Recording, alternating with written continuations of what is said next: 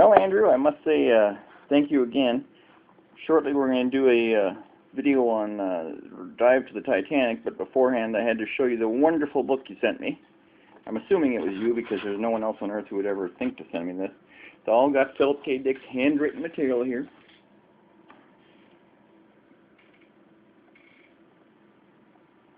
One of a kind. Original Philip K. Dick writing.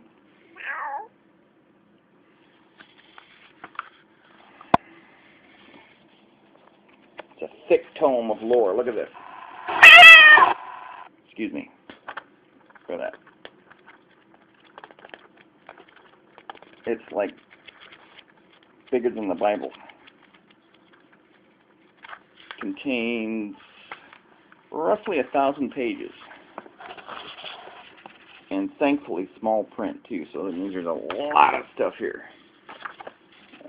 Philip K. Dick's logical posits, all of his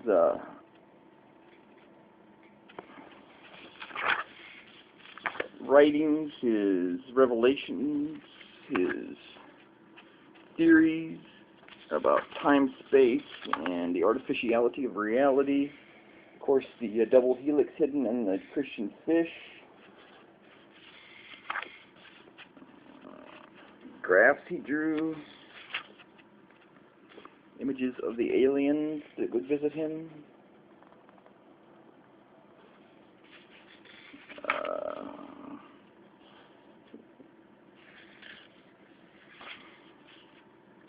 Lots of graphic material, you know, lots of imagery.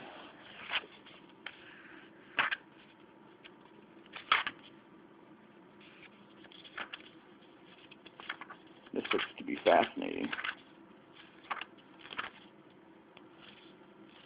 doesn't it?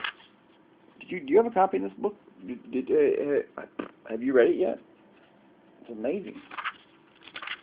It's something I can really wrap my head around.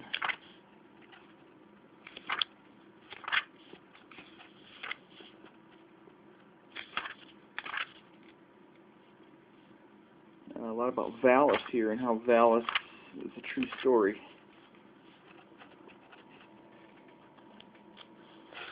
A lot of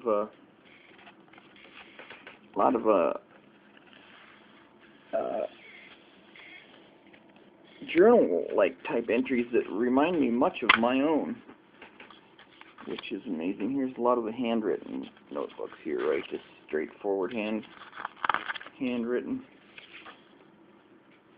typed.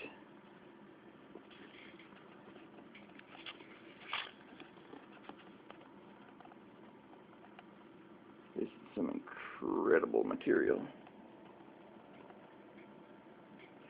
Even goes in here to talk about the future of computer games and how there'll be a nested loop of artificial realities within artificial realities within artificial realities.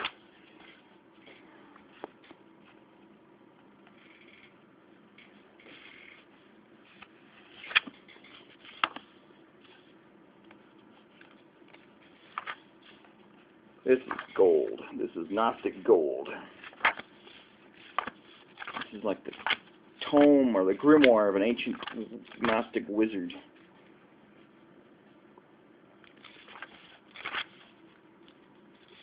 That's the period when it all started for me, wasn't it?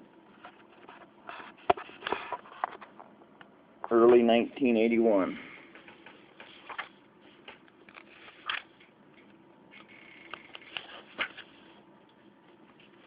Just amazing materials.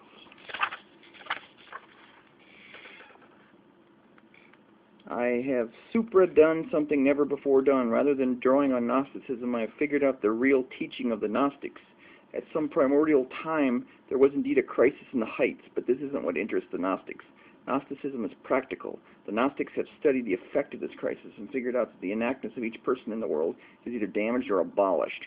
Each of us has suffered a primordial inner schism with the result of any given human self is only part of the once intact greater self. Each of us is alienated from the world, man contra world, because each of us is alienated from himself, not just warring or in conflict. No, the parts of the self have become separated from each other, and because of that, experience of the world is partial, occluded, impaired, deformed.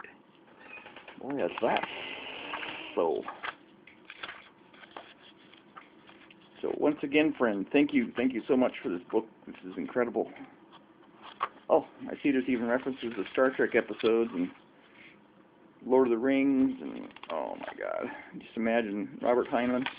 Just imagine the vast resources. Terrence McKenna.